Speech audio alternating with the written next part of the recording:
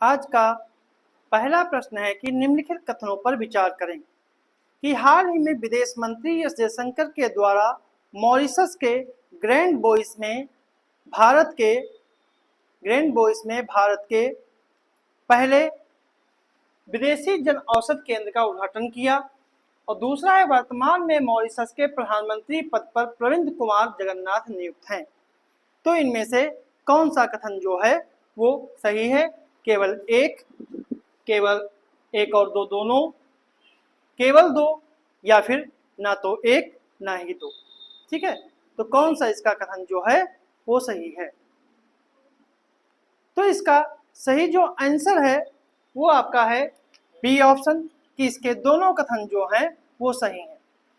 क्योंकि विदेश मंत्री एस जयशंकर ने 17 जुलाई 2024 को ग्रैंड बोइस में भारत के पहले विदेशी जन औषधि केंद्र का उद्घाटन किया है। और इस कार्यक्रम में मॉरिशस के प्रधानमंत्री प्रविंद कुमार जगन्नाथ भी मौजूद रहे। यह दोनों देशों के मध्य विशेष रूप से स्वास्थ्य के क्षेत्र में द्विपक्षीय घनिष्ठ सहयोग को प्रमाणित करता है। जन औषध केंद्र एक स्वास्थ्य साझेदारी परियोजना है जिसका उद्देश्य मॉरिशस में सार्वजनिक स्वास्थ्य सेवा कल्याण को बढ़ावा देना है। एस जयशंकर ने मॉरिशस के ग्रैंड बोइस गांव में मेड क्लिनिक परियोजना का भी उद्घाटन किया और भारत सरकार से वित्त पोषित यह परियोजना जो है 16,000 लोगों को द्वितीयक स्वास्थ्य सेवा जो है वो प्रदान करेगी। तो इसका सही जो आंसर है वो बी ऑप्शन है, कि इसके दोनों कथन जो हैं वो सही हैं। अगला प्रश्न है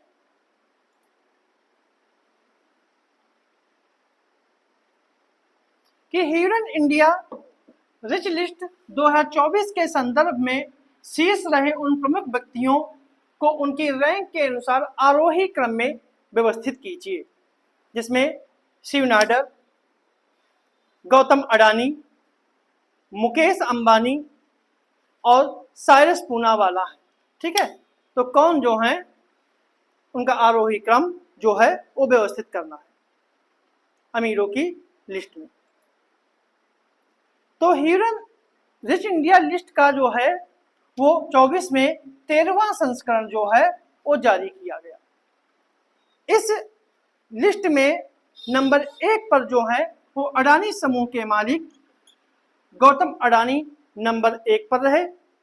ठीक है, और ये जिनकी संपत्ति में 95% की वृद्धि हुई। रिलायंस इंडस्ट्री के चेयरमैन मुकेश अंबानी जो इस लिस्ट में दूसरे नंबर पे रहे।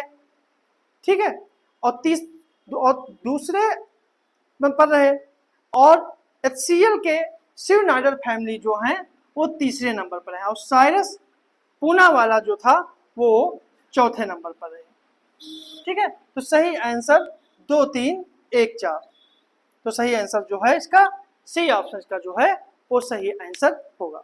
और साइरस पूनावाला जो हैं वो सीरम इंस्टीट्यूट ऑफ इंडिया के प्रमुख हैं। जोहो की राधा वेम्बू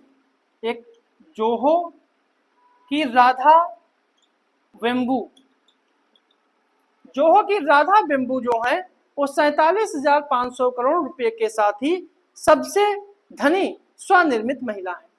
और एशिया के अरबपतियों की राजधानी जो है वो मुंबई है और भारत के अरबपतियों के बीच सबसे पसंदीदा शहर के रूप में मुंबई का स्थान जो है वो पहला है। अगला प्रश्न है कि अरिघाट INS अरिघाट के संदर्भ में निम्नलिखित कथनों में से कौन सा कथन सही नहीं है? पहला है कि यह भारत की पहली परमाणु संचालित पनडुब्बी है, यह भारत की दूसरी परमाणु संचालित बैलिस्टिक मिसाइल पनडुब्बी है। INS अरिघाट को DRDO भारतीय नौसेना के द्वारा विकसित किया गया है और यह पनडुब्बी परमाणु हथियार ले जाने में सक्षम है। तो इसके बारे में कौन सा कथन जो है वो सही नहीं है? जो INS अरिघाट जो है इसे भारतीय रक्षा मंत्री केंद्रीय मंत्री राजनाथ सिंह ने 29 अगस्त 2024 को INS अरिघाट और दूसरा अरिहंत क्लास को विशाखापट्टनम में नौसेना में शामिल किया गया। यह आइनस अरिहंत के बाद दूसरी स्वदेशी, ठीक है, दूसरी स्वदेशी परमाणु ऊर्जा संचालित बैलिस्टिक मिसाइल पनडुब्बी है, इसलिए इसका पहला कथन ही गलत है। ठीक है, और आइनस अरिहंत को 2016 में शामिल किया गया था। अरिहंत एक संस्कृत शब्द है जिसका अर्थ होता है शत्रुओं का नाश करने वाला। आइनस अरिघाट में आइनस अरिहंत के समान ही रिएक्टर और आयाम है, जैसे कि 6000 टन का विस्थापन। यह पानी के अंदर 24 नॉट यानी 44 किलोमीटर प्रति घंटा और सतह पर लगभग 12 से 15 नॉट यानी 22 से 28 किलोमीटर प्रति घंटा की गति प्राप्त कर सकती है। इसमें 4 मिसाइल लॉन्च ट्यूब हैं और प्रत्येक ट्यूब 750 किलोमीटर की रेंज वाली 3 K-15 पनडुब्बी लॉन्च बैलिस्टिक मिसाइल या फिर को ले जा सकती है, और इन बैलिस्टिक मिसाइल की रेंज जो है वो 3500 किलोमीटर है। और अरिहंत हो या अरिघाट दोनों ही परमाणु हथियारों को ले जाने में सक्षम है, इसलिए पहला कथन गलत है, इसलिए इसका ए ऑप्शन जो है वो सही है। बाकी तीनों जो हैं कथन वो आइनस अरिघाट के रूप में सही है। अगला प्रश्न है कि हाल ही में गृह मंत्रालय के द्वारा निम्नलिखित में से किस लद्दाख के केंद्र शासित प्रदेश में किन नए जिलों के निर्माण की घोषणा की गई है?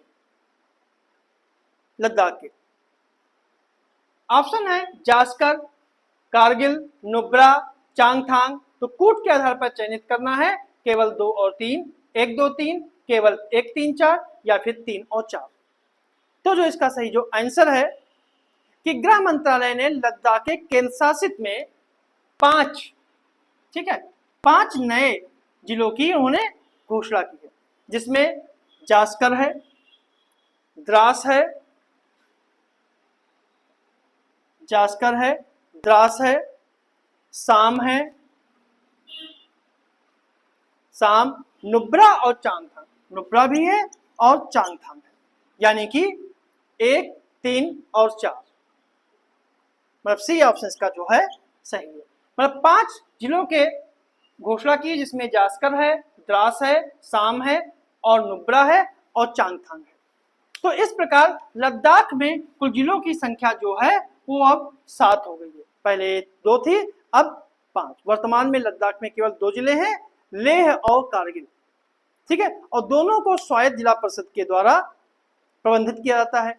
लद्दाख अपनी आदिवासी पहचान और संस्कृति, भूमि और संसाधनों की रक्षा के लिए भारत की संविधान की 6ठी अनुसूची में शामिल होने की मांग कर रहा है। ठीक है, अगला प्रश्न है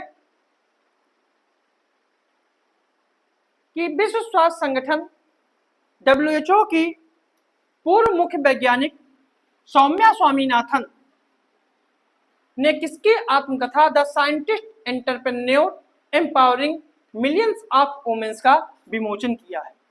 ऑप्शन है कल्पना शंकर, अनुराधा मास्करेनस, अल्पना किलावाला या फिर एम.के. सिंगारी।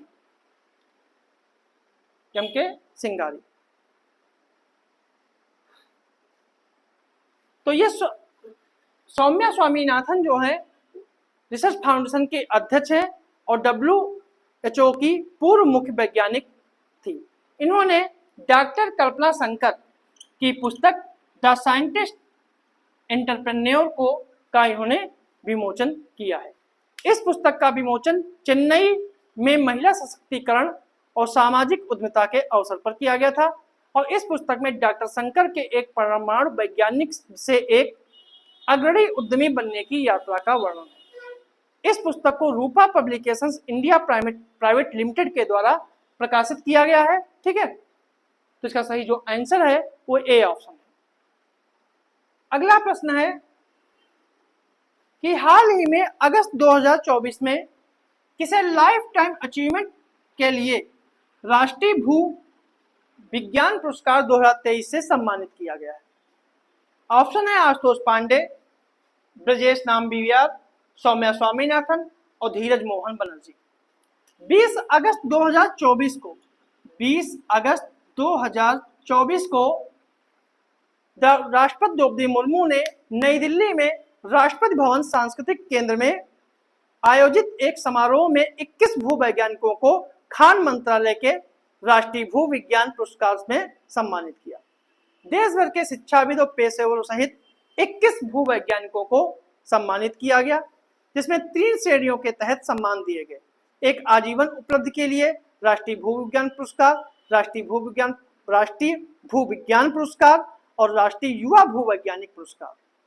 तो भारत में प्री कैम्ब्रियन तलछटी चट्टानों के फास्फोराइट्स आइसोटाइप और शोध के लिए धीरज मोहन बनर्जी को लाइफ टाइम अचीवमेंट के लिए सम्मानित किया गया। तो इसका सही जो आंसर है वो है डी ऑप्शन, और को आजीवन उपलब्धि के लिए राष्ट्रीय भूवैज्ञानिक पुरस्कार सम्मानित किया गया। अगला प्रश्न है कि हाल ही में टाटा स्टील के द्वारा निम्नलिखित में से भारत के किस राज्य में सबसे बड़ी ब्लास्ट फर्नेस स्थापित की गई है? ऑप्शन है गुजरात, उड़ीसा, आंध्र प्रदेश या फिर मुंबई। तो इसका सही जो आंसर है वो है बी ऑप्शन, उड़ीसा। ठीक है। 20 सितंबर 2024 को टाटा स्टील ने उड़ीसा के कलिंग नगर में भारत की सबसे बड़ी ब्लास्ट फर्नेस को स्थापित किया और चालू किया। 27,000 करोड़ रुपए की लागत से कलिंग नगर के चरण सेकंड में विस्तार साइट पे कुल 3 मिलियन टन प्रतिवर्ष से का उत्पादन किया जाएगा, और नया ब्लास्ट फर्नेस जो है वो infrastructure power, ship building, defence, तेल और गैस सहित प्लांट की समग्र उत्पादन क्षमता को बढ़ाया जाएगा। ठीक है। तो इसका सही जो आंसर है वो इसका बी ऑप्शन है। अगला प्रश्न है, निम्नलिखित कथनों पर विचार करें कि हाल ही में बैंक ऑफ बड़ौदा के द्वारा Ease My Trip debit card नाम से एक सह branded travel debit card launch किया गया, या भारत में एक सार्वजनिक क्षेत्र के बैंक के द्वारा पेश किया गया पहला सह ब्रांडेड ट्रेवल डेबिट कार्ड है, और फिर में से कौन सा कथन जो है सही है? ए ऑप्शन ना तो 1 ना ही 2, बी ऑप्शन केवल 2, सी ऑप्शन 1 और 2 दोनों, डी ऑप्शन केवल 1। तो कौन सा जो है वो सही आंसर है? बैंक ऑफ बड़ौदा ने एजमाईट्रिप.com के साथ मिलकर भारत के सबसे बड़े ऑनलाइन ट्रेवल प्लेटफॉर्म में अक्सर यात्रा करने वाले, मनोरंजन और जीवन शैली पर खर्च करने वालों के लिए बैंक ऑफ बड़ौदा ने Ease My Trip debit card के नाम से एक सह branded travel debit card launch किया है। तो इसलिए पहला कथन जो है सही है। यह भारत में सार्वजनिक क्षेत्र के बैंक द्वारा पेश किया गया पहला सह ब्रांडेड ट्रेवल डेबिट कार्ड है। ठीक है। तो ये पहला भी दूसरा कथन भी सही है।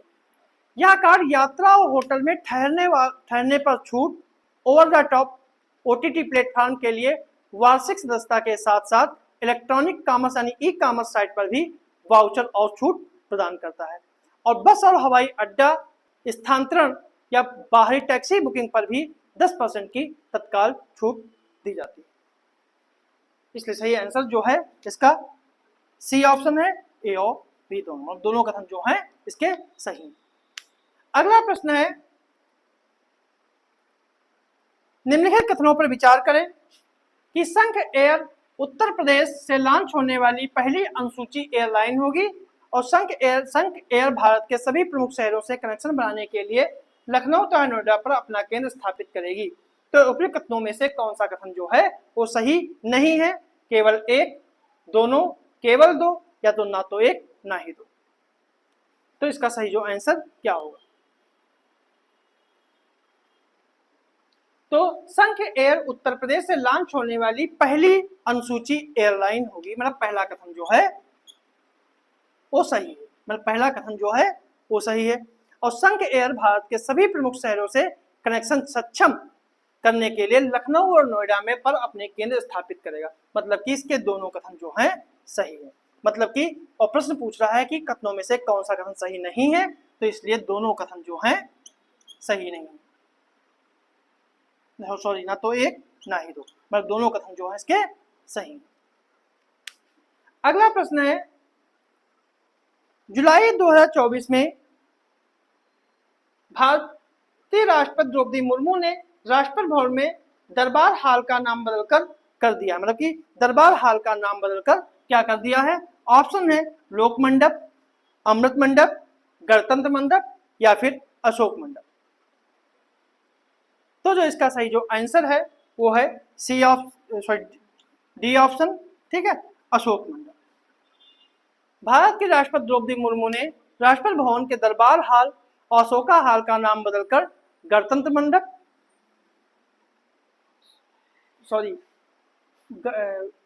दरबार हाल का नाम जो है उन्होंने गणतंत्र मंडप, सी ऑप्शन का सही है, दरबार हाल का नाम उन्होंने गणतंत्र मंडप रख दिया, ठीक है, और अशोका हाल का नाम बदलकर अशोक मंडप कर दिया गया है।